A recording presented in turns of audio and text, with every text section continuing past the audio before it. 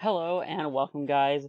Today we're starting a new league, but this time we're a little bit unholy because we've brought along our good friend Garruk Relentless, aka Garruk the Veil Cursed. So today we're playing some Cursed Amulet. So I got this idea, or this inspiration from the Karn lists that you see of Amulet running around. But I was thinking to myself, Karn isn't really on plan exactly. You can always look for like a liquid metal coating or a worm coil engine or something along those lines, but it can never actually further your Primeval Titan plan. And it's also quite expensive. For those of you who are looking for an option to play Amulet with a higher threat density, I mean, this could be a good alternative. Well, that's what we're here to find out today. So let's just quickly go over the abilities. So Garruk is a 4-mana, 3 loyalty planeswalker. If he ever has 2 or fewer counters on him, then you transform him, and the front side of him has 2 0 abilities. The first one is to deal 3 damage to a creature, and then they deal damage equal to their power to Garruk. And the second one is to make a 2/2 green wolf. So this is the front half of Garruk that we're gonna see, and but this is part of the reason why I picked the card is because I think even just on the front half, this card is very strong. So you play him against a control opponent, he starts pumping out 2/2 green wolves every turn. So like if you think about the effect of Feel the Dead, Feel the Dead is one of the lands in the deck that has made Amulet much more of an interesting matchup against control decks. Garruk is doing exactly what Feel the Dead already does. He's making a 2/2 token every turn, right? And then if you ever get the chance to transform him, I mean, this wouldn't be the best necessarily, but say for example that you had enough wolf tokens, you could 0 to deal 3 damage to your own wolf token and flip the Garruk, right? So let's talk about the other 0 for a second here. So let's say we're not playing against a control opponent, right? Let's say we're playing against Burn or Prowess or I don't know, even like a Dark Confidant deck. Garruk can come in and bolt that creature and immediately transform into his other side, which is yet another threat, right? So that's the power of his 0. If we have just a single basic forest, Garruk can come in and kill Mages of the Moon. It can kill Meddling Mages or Phantasmal Images using his ability against like the humans matchup. So as a 4-drop and an intermediary threat, I suppose you could say, Garruk serves pretty well in those matchups as well. He's a little weaker, I think, personally, in the control matchups, just because making a 2/2 wolf every turn, I'm not sure if that's going to be fast enough, to be honest, but we'll see. We'll see. It's still a good effect to have access to. But I think that on the front side, the Garruk is worth it, specifically for his ability to remove problematic creatures. This forces them to use their resources to try to get rid of Garruk. And then, if he manages to transform, you get the following card. So, Garruk the Veil Cursed, you get the +1 to make a 1/1 black wolf creature token with Death Touch. So obviously this is going to trade with your opponent's Tarmogoyfs or any of their big creatures. 1/1 wolf with Death Touch will easily power through that and help you to establish a hold on the game. And then the one that I'm most interested here on the flip side is his -1. Sacrifice a creature. If you do, search your library for a creature card, reveal it, put it into your hand, and then shuffle your library. So you get a couple 2/2 wolves, you flip, or even just one, you flip your Garruk Relentless, and immediately you can sacrifice a wolf or Arboreal Grazer or whatever to find a Primeval Titan, right? So this goes back to what I was saying about Karn being a little off plan, right? Karn is never going to help you get to a Titan if getting to a Titan is your plan. Now, admittedly, that's fine. You know, when people play their Karn lists, you don't necessarily have to even find a Primeval Titan to win the game. I've seen people go Karn into Worm Coil or Karn into Walking Ballista and just immediately take the game like that. But Garruk is actually going to help us find our Primeval Titans or other one of bullets that we could have in the main. He's going to pump out creatures. He's going to potentially trade with our opponent's creatures.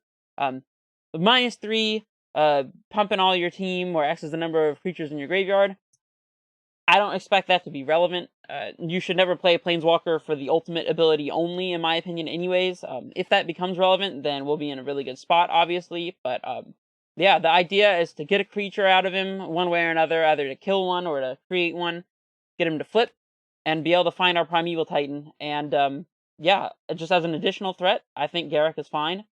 The one thing to note is he will still get hit by things like Aether Gust, which is a little disappointing, but I'm not going to knock it until we try it. So that is the card for today. And in order to kind of accommodate for Garruk, I've made just a few changes. I cut all of the Ancient Stirrings because Stirrings is not going to be able to find a threat in Primeval Titan or Garruk, or Summoner's Pact or anything like that. Stirrings is only going to help you find lands and Amulet, and I've previously been not very impressed by Stirrings in the past. There's an argument to playing a few here just to make sure that we have our lands set up nice and consistently. But instead, I'm opting to go for a higher threat density on one. So I've got 4 Arboreal Grazers. This should come as no surprise to anyone. I'm a big fan of this card. It's also particularly adept at defending Planeswalkers with its 0/3 Defender body. It can also block flyers. So Arboreal Grazer already synergizes with Garruk in that it's a good way to make sure that your Garruk doesn't take any excess damage. And then on the flip side of Garruk, we're able to sacrifice our Arboreal Grazer to go find a Primeval Titan, or like say that we side in a Tireless Tracker or a Reclamation Sage or Obstinate Baloth. We can then turn our 1-mana Mox creature into a Obstinate Baloth or a Tireless Tracker or even a Primeval Titan or whatever it is that we want to get, right? So that is kind of the upside of playing a creature on one against over Ancient Stirrings, right? And so for that reason, I actually just before I started filming this video, cut the 2 Ancient Stirrings and brought in 2 Tribe Scouts. This does some interesting things in that it allows you to play a turn 2 Garruk if you want to by going turn 1 Scout, turn 2 Amulet, play a bounce land twice. Which is something, it's a play pattern that comes up every once in a while in the Karn builds. I want to have access to that. And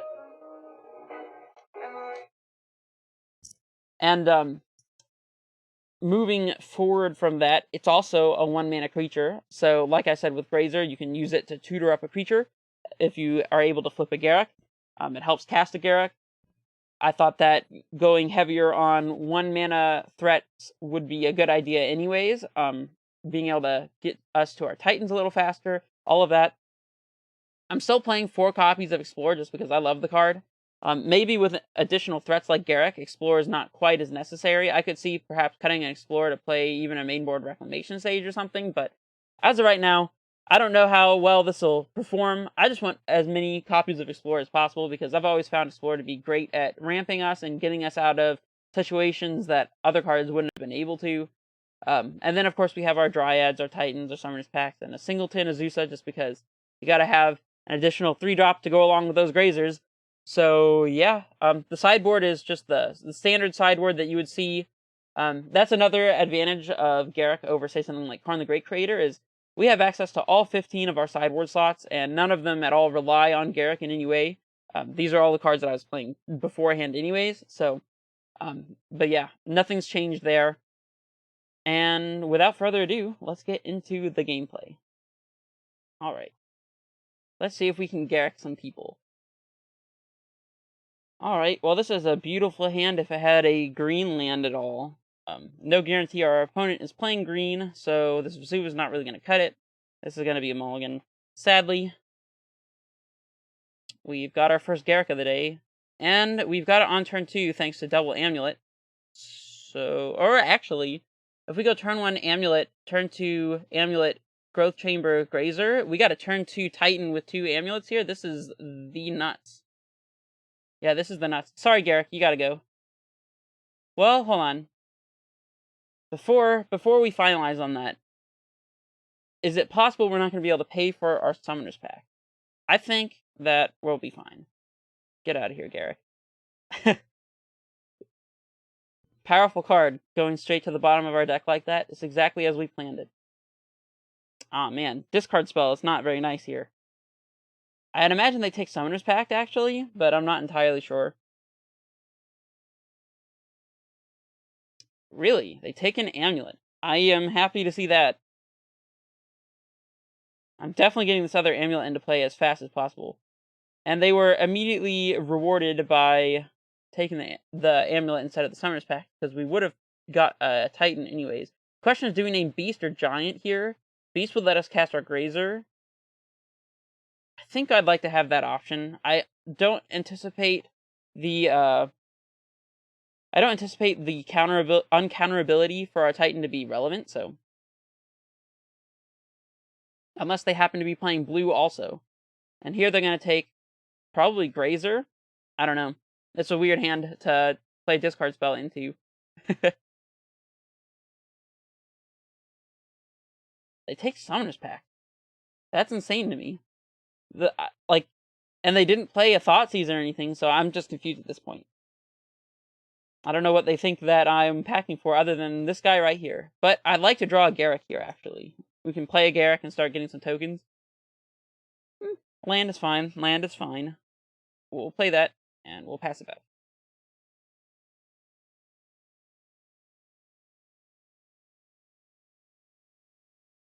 No real reason to play out our Grazer here, since with the bounce land it represents +1 mana, so... And we also can discard it to, say, a Liliana of the Veil or something along those lines. Garruk. I know I just bought him one, but I just want to see him. Let's see. We can't play Titan just yet, but we will be able to next turn. So let's just pass it back.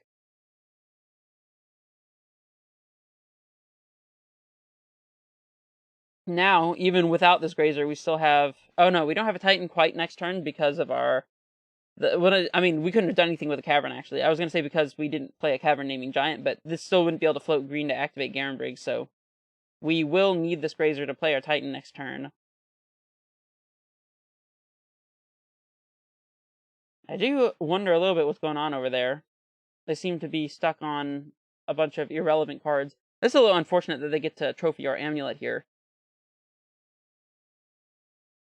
If that's what they go for. If they trophy anything else, we'll still be able to Titan this upcoming turn, thanks to the having held on to the Grazer.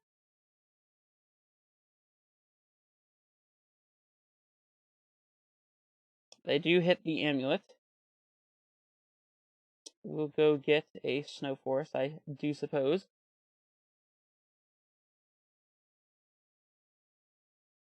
If we top deck an amulet, we still have Titan, I think. We'll just see. We could draw... I was going to say we could draw another untapped green source, but that was not in the cards. Let's see. So if we float 1, 2, 3, play a bounce land, there's nothing... We don't have an additional land drop without paying a mana, so I'm just going to go ahead and play out the Growth Chamber. We'll pick up the... I guess the Castle Garenbrig, just because we don't want it to be a target of something like... I don't think they would have anything mainboard that could actually destroy Garenbrig, but... So it may not be relevant at all. I was going to say something like a Fulminator Mage, but they probably won't have that.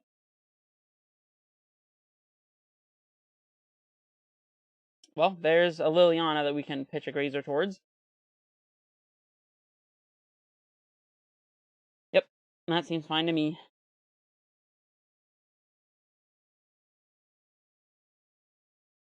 We can start getting a field ball rolling here if we want to. Get like Talari West and field, or... Oh, they have a Croxa here. I definitely want to get Bajuka Bog in field, I think.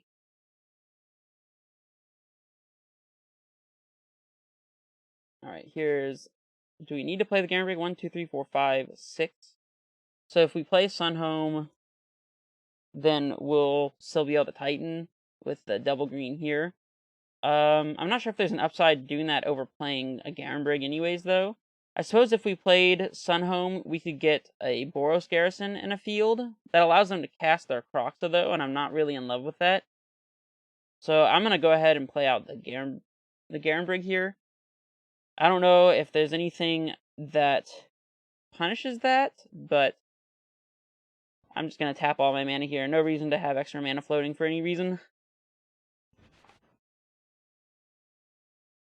And so here we're going to go ahead and get our Bog and our field. We'll Bog you. And this game feels pretty good, I must say. We have Sock Fodder for the Lily. I'll gladly take 3 damage from one of these Bloodbraid Elves just to make sure that we have a zombie to sacrifice to our Lily. Just like go block here, take 3. No reason to put the Titan in front and lose to... I mean, actually, we can beat a Lightning Bolt if we... since we still have a Titan here, so... I'm also starting to regret having played the Garruk, because this Lily uptick is going to make us discard one of these 2 cards if they decide to uptick, and they do. So, yeah. In hindsight, now that I see how that play worked out, I definitely think that playing this on home would have been better, but I wasn't thinking that far ahead. No attacks, no surprises. Let's see. So we attack. We could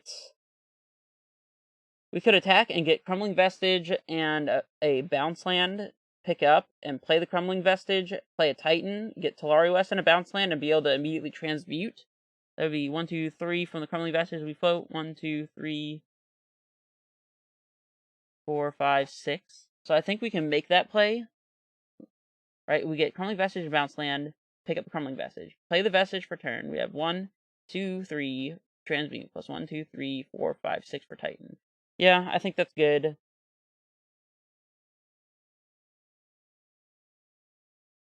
I think we just go for Lily for the time being. Yes. The other thing is, do we actually need a Talari West? I'm not sure that we do. We already have our field in play. We could go for Vesuva here. I think that's just going to end up being better. Do we get double Vesuva? I don't see why not. I don't think they can beat this, so... How many zombie tokens would you like me to have, opponent? Because I can have many more than this.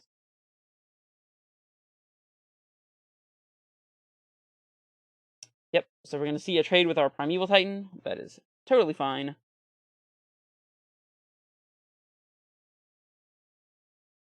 Yep. We now have another Primeval Titan coming right along here.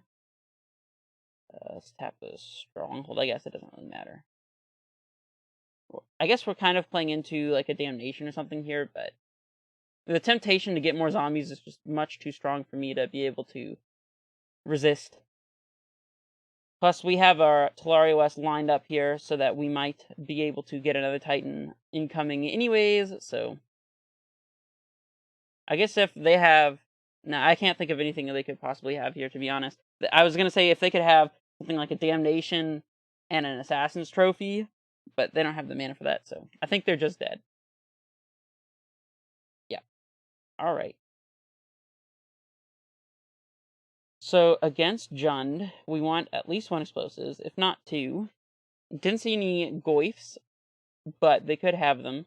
We definitely want Balos against Kroxa. Tireless Tracker seems like a good one. Don't mind Beast Withins for potential Ashiok. Think I'm off of Dismember. Do we want Explosives? The second one. I don't know. We'll see after we do some boarding. So we don't want Tribe Scout. My bad. We don't want Tribe Scout in the case that they have Rin. We can definitely trim at least 1 Grazer because they're terrible top decks. Azusa lets us get ahead on lands, which I think is going to be relevant. We can definitely trim at least 2 packs. I usually only trim 1. I usually only trim 1 pack in a matchup like this, but since we have extra threats in Garruk and the Tireless Tracker, I think it's totally fine to go down to as few as 2 Summoners packs, maybe even 1 to be honest. We can maybe trim an Amulet, and I guess just another Grazer. Nah, I like Grazer. I kind of want to have the 4th Grazer, actually. We have Explorers for land drops as well. Interesting spot. We could trim a land as well. I don't hate that, but the question is, what land do we trim? Probably a Sanctuary, just so that we don't get blown out by Fulminator Mages. We could submit like this, with just 1 Engineered Explosives. I kind of like the second one, but I'm not entirely sold on it. Yeah, I think this is fine for the time being. maybe we can see Garruk do some work. It's very possible that we play this entire league without ever putting Garruk into play, and still do just fine. Just because that's kind of the way the amulet operates. This hand is total garbage. Sorry, hand. You're not good enough for me. This hand, on the other hand, quite excellent. I'll definitely keep that. We're not pitching any of our actual cards. We might need to bottom a bounce land here just to play around a Fulminator Mage. So I think I'm going to go ahead and do that. Feels kind of annoying, but we're one land away from Titan mana here, so we're going to be able to play turn 1 Castle and a turn 2 Explore into bounce land, I suppose, if we want to, or, well, there's another bounce land, so I kind of wish, actually, that it was any other land that only tapped for 1 mana, though, to be honest. Because then we would be able to go Explore into, say, like a tapped Valakut or something, and not expose a bounce land to a Fulminator effect. As is, we're going to be kind of liable to that. There's a Goyf. The classic 0-1 Goyf. Dryad is not bad. We're definitely playing Explore here. Land. Alright, that's not a land. Well, I'm playing into it. If you got me, you got me. I don't want to yield to that. We'll pick up the Forest. That is an untapped land, so...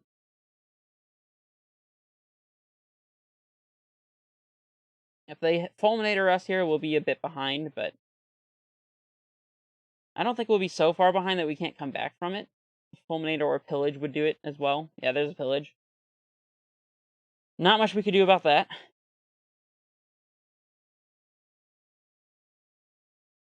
Depending on our draw, we might have to play a Growth Chamber here. Never mind. There's that Valakut I was asking for. So now we can go Valakut into Forest and be able to play a 3-drop immediately. I like that. I like that. Got a 2-3 Goyf clocking us now. Eventually that guy will become a significant threat. As of right now, 2 Goyfs is not something I'm super worried about. It would be nice to be able to get a Dryad into play to kill them.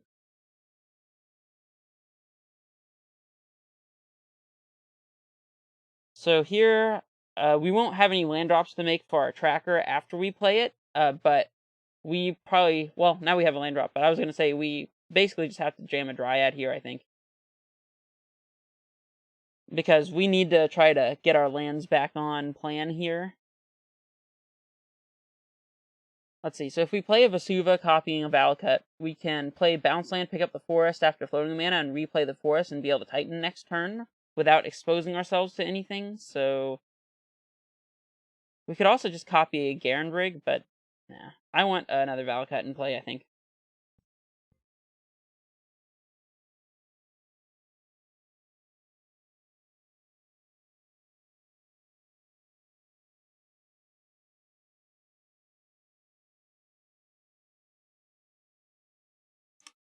It might be worth considering blocking one of the Goyfs. I don't know. That Ashiok is quite the annoyance.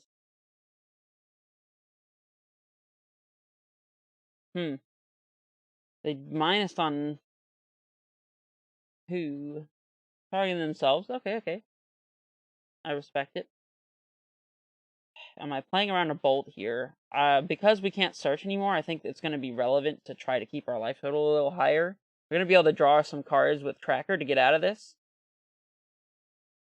Beast Within. Not shabby. Not shabby. Do we want to put our Primeval Titan into play anyways? Or are we just going to pass with Beast Within up? Let's see. We can float a mana, play Growth Chamber, and replay the Forest, and Beast Within, but we will not be able to play a 3-drop after. I think we just have to hold up Beast Within. I still want to play out this Growth Chamber, though. So, get that ball rolling. Actually, we could make 6 mana here and play Dryad and Tracker.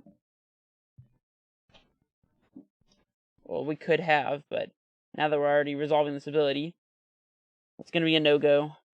I guess we're on the Beast Within plan.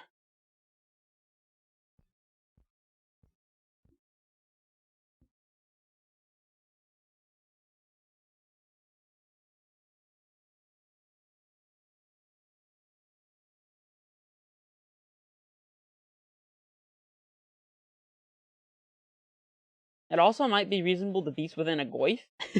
As weird as that sounds, if we just top deck a single land, then we're going to start being able to trigger these battle cuts, especially since we have a second Dryad in hand that they don't know about, so that would be guaranteed. Seasoned Pyromancer is totally fine.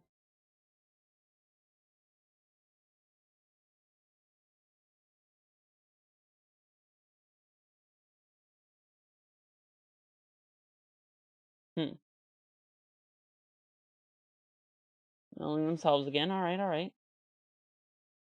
I mean, as of right now, if they don't have anything, we can Beast Within the Ashiok, and then hope that we don't die to like a bolt or something, keep our Dryad in a play, and untap and slam a Primeval Titan. I don't know, though, because we can't currently trigger Field if we play our Titan, which is quite unfortunate. I mean, the line I just described would be the potentially winning line, but it doesn't play around a bolt at all. If we Beast Within a Tarmogoyf, then we're settling in for a longer game that I don't know that we're prepared to win here, especially against this Kroxa, because we don't really have the lands to get track or rolling. So I don't love it, but I think I have to settle in for a bit of a longer game here. I mean, they have 2 cards left. One of them would have to be Bolt right now if I decide not to block. I don't even know how many bolts that they would play, to be honest. And we're up a game. I'm gonna make them have it, actually. Let's just go to 1.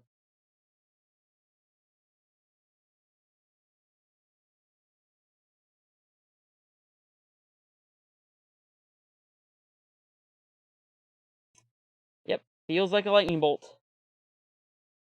Yep, they had it. Alright, well, let's go to game 3.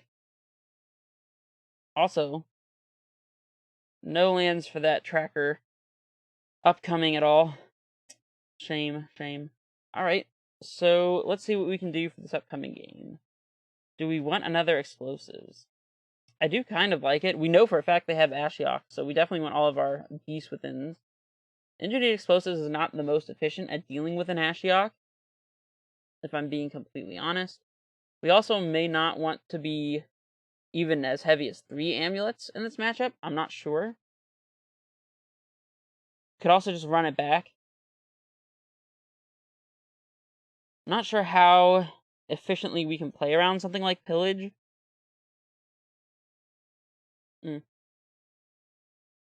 I think we can just run it back.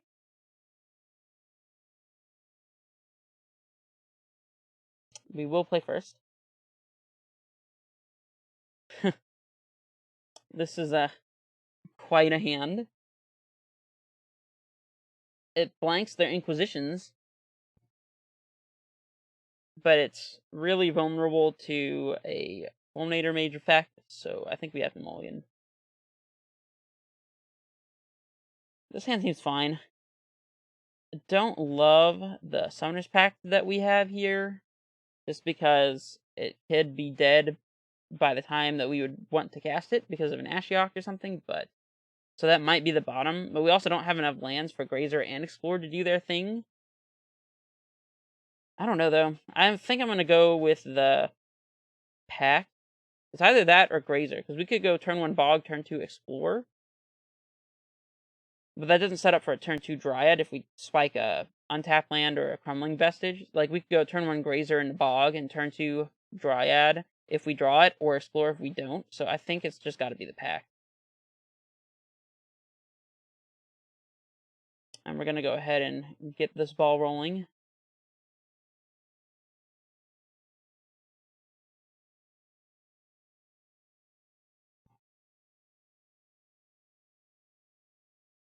So now we have Explore lined up, and if we are fortunate enough to draw the land for the Dryad, then we can just go ahead and slam a Dryad. Inquisition, not the worst here. They'll probably take Explore, to be honest. That's what I think is correct.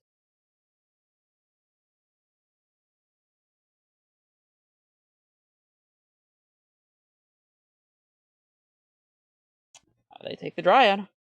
I guess they disagree. And this is exactly why I would have suggested taking Explorers, because now we have a dig to find a land here. If we find a bounce land, which we don't, but if we did, we'd be in great shape.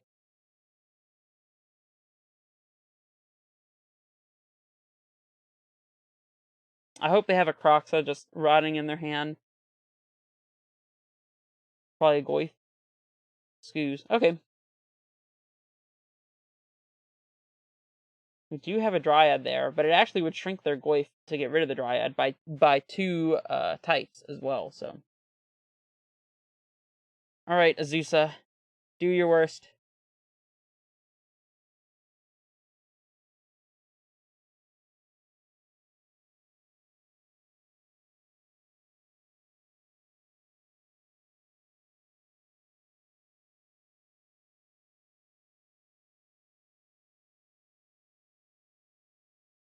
We need to draw some lands. That is for sure. I'm sort of halfway expecting a pillage here. Yep.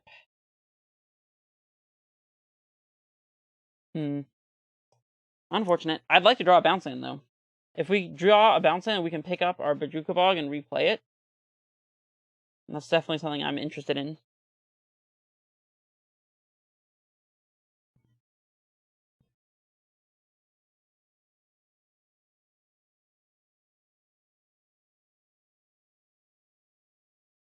Bloodbraid Elf?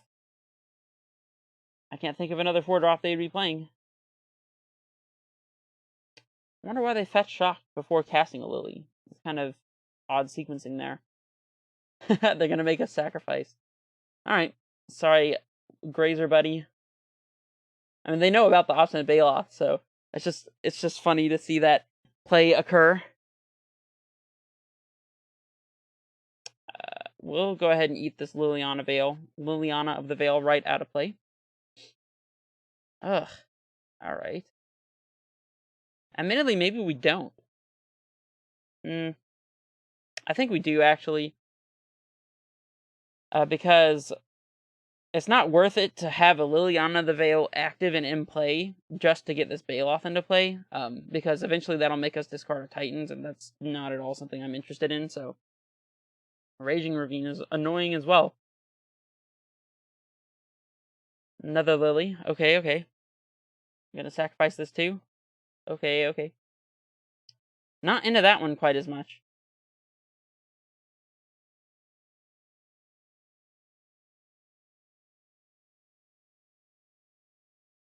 We're kind of just sitting dead over here.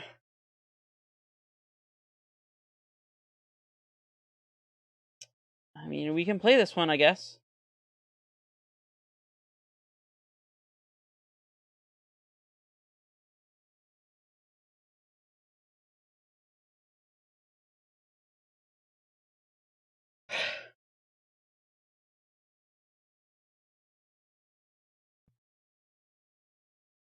Interesting. So they chose not to clock with the Raging Ravine.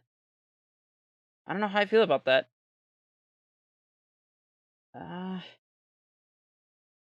Let's keep our Dryad in play, I guess.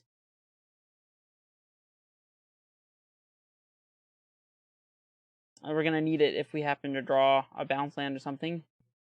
There's not much else we can draw at this point that would get us out of it. It would also let us transmute a Talaria West. Man, they just had everything.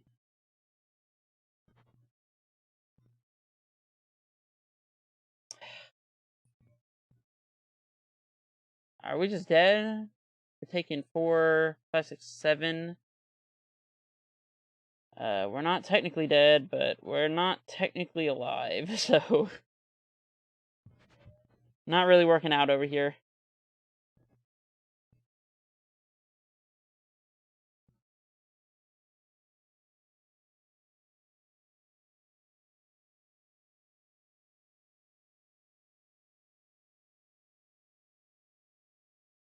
Well, we definitely did not need the Summoners pack. That play ended up working out for us.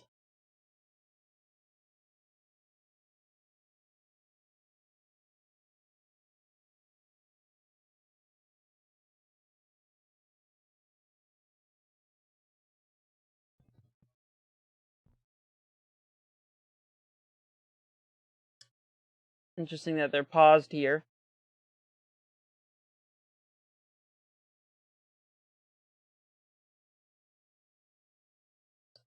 Attacking with just the Scavenging Ooze feels really weird to me.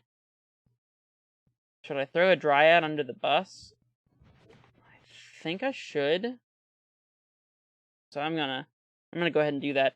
Our Bailoff can put us to 12 life and block and potentially get us to stabilize if we're able to play it. We are able to play it. We're not going to be able to Bajuka Bog, though. This is a 5/6 Goyf.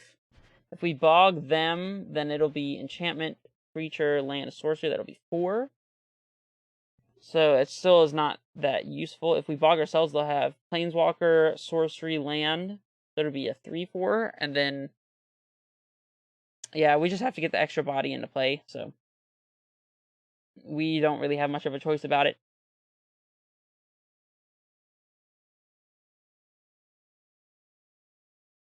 Hold on. Let me float the mana first.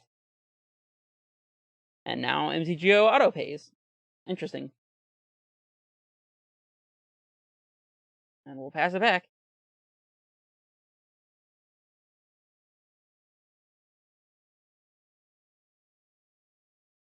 Yeah, there's no way that they weren't supposed to just clock with the Raging Ravine also. Yep. I'll let them do the math and figure it out. We're probably dead.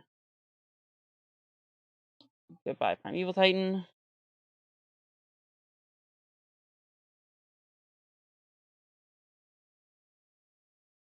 Let's see, so if we block the Goyf, we're taking 4, 9, 10, 11. Oh, we're alive by 1! I don't know if that does anything, though, because we can get field triggers here. We'll have a Titan and 2 zombies in play, and they'll have... Well, we can get Radiant Fountain, and that way, potentially, the Scavenging Ooze is no longer lethal. But we do have 3 creatures in the yard, so... See, that's 9, 10, 11. Yeah, we're not quite dead if they just yield priority here. Nah, they're just going to activate Scavenging Ooze, and we're dead. Yep. Good games, opponent. I'm curious to see what we would have drawn. Because we could have... Yep. So, we would have drawn Amulet. Doesn't do much, because we need to tap all of our mana for the Titan, so... Even if our best play was getting Field plus Radiant Fountain, we'd go up to... We would have been able to go up to 3. It wouldn't have mattered. They had lethal with the skews. There were plenty of creatures in the yard, so... Alright. Well, that's a little unfortunate that the last game ended up going that way. We never did get a Garruk in play, so I guess we'll reserve that excitement for the next match. Yeah, well, this is Let me try that one again. This is Red Face Menace, signing off.